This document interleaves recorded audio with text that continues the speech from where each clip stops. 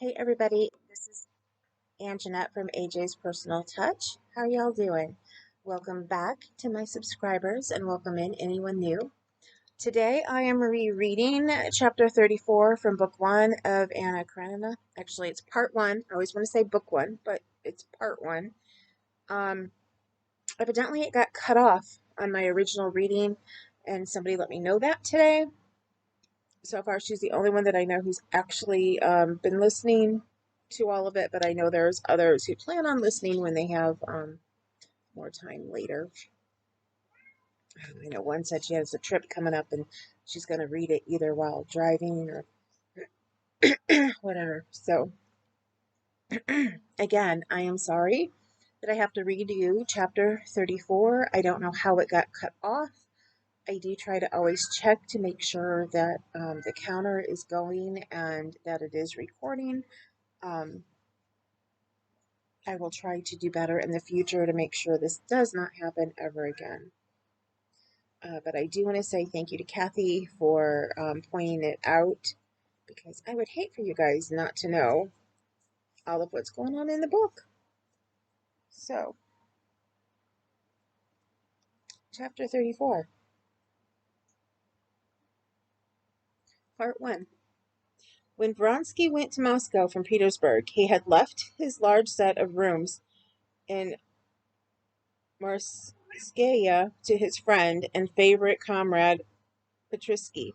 Petrisky was a young lieutenant, not particularly well connected, and not merely not wealthy, but always hopelessly in debt. Towards evening, he was always drunk, and had often been locked up after all sorts of ludicrous and disgraceful scandals. But he was a favorite both of his comrades and his superior officers.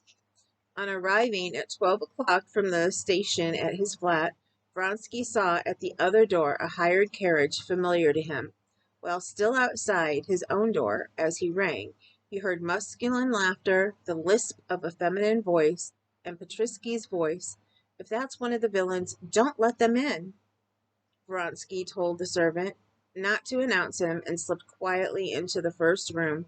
Baroness Shilton, a friend of Petrisky's, with a rosy little face and flaxen hair, resplendent in a lilac satin gown and filling the whole room like a canary with her Parisian chatter, sat at the round table making coffee. Petrisky in his overcoat and the cavalry captain Komarovsky in his full uniform, probably just come from duty, were sitting each side of her.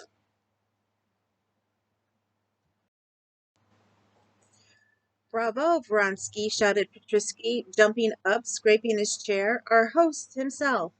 Baroness, some coffee for him, out of the new coffee pot. Why, we didn't expect you. I hope you're satisfied with the ornament of your study," he said, indicating the Baroness.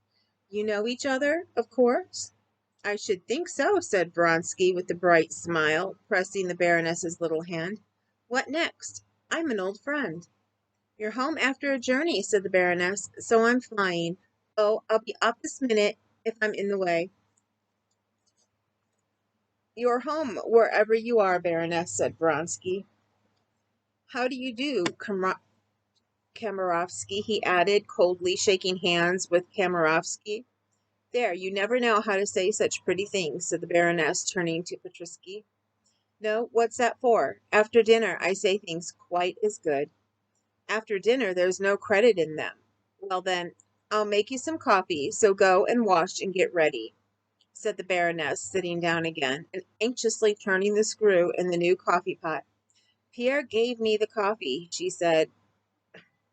"Pierre give me the coffee," she said, addressing Petrisky, whom she called Pierre, as a contraction of his surname, making no secret of her relations with him. "I'll put it in." "You'll spoil it." "No, I won't spoil it."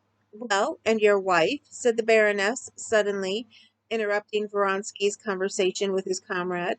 "We've been marrying you here. Have you brought your wife?" "No, Baroness. I was born a Bohemian, and a Bohemian I shall die. So much the better, so much the better. Shake hands on it." and the Baroness, detaining Vronsky, began telling him with many jokes about her last new plans of life, asking his advice. He persists in refusing to give me a divorce. Well, what am I to do? He was her husband. Now I want to begin a suit against him. What do you advise? Kamerovsky, look, over the coffee. It's boiling over. You see, I'm engrossed with business. I want a lawsuit because I must have my property. Do you understand the folly of it? That on the pretext of my being unfaithful to him, she said contemptuously, he wants to get the benefit of my fortune? Vronsky heard with pleasure this light-hearted prattle of a pretty woman, agreed with her, gave her half-joking counsel, and altogether dropped at once into the tone habitual to him talking to such women. In his Petersburg world, all people were divided into utterly opposed classes. One, the lower class, vulgar, stupid, and above all ridiculous people, who believe that one husband ought to live with one wife whom he has lawfully married, that a girl should be innocent, a woman modest, and a man manly, self-controlled, and strong, that one ought to bring up one's children, earn one's bread, and pay one's debts, and various similar absurdities. This was a class of old-fashioned and ridiculous people. But there was another class of people, the real people. To this class they all belonged, and in it the great thing was to be elegant, generous, plucky, gay, to abandon oneself without a blush to every passion, and to laugh at everything else. For the first moment only, Vronsky was startled after the impressions of a quite different world that he had brought with him from Moscow. But immediately, as though slipping his feet into old slippers, he dropped back into the light-hearted, pleasant world he had always lived in. The coffee was never really made, but spluttered over everyone and boiled away, doing just what was required of it. That is, providing cause for much noise and laughter, and spoiling a costly rug and the Baroness's gown. Well now, good-bye, or you'll never get washed, and I shall have on my conscience the worst sin a gentleman can commit. So you would advise a knife to his throat? To be sure, and manage that your hand may not be far from his lips. He'll kiss your hand, and all will end satisfactorily, answered Vronsky. So at the front case, and it was a rustle of her skirts, she vanished. Kamerovsky got up too, and Vronsky, not waiting for him to go, shook hands and went off to his dressing room.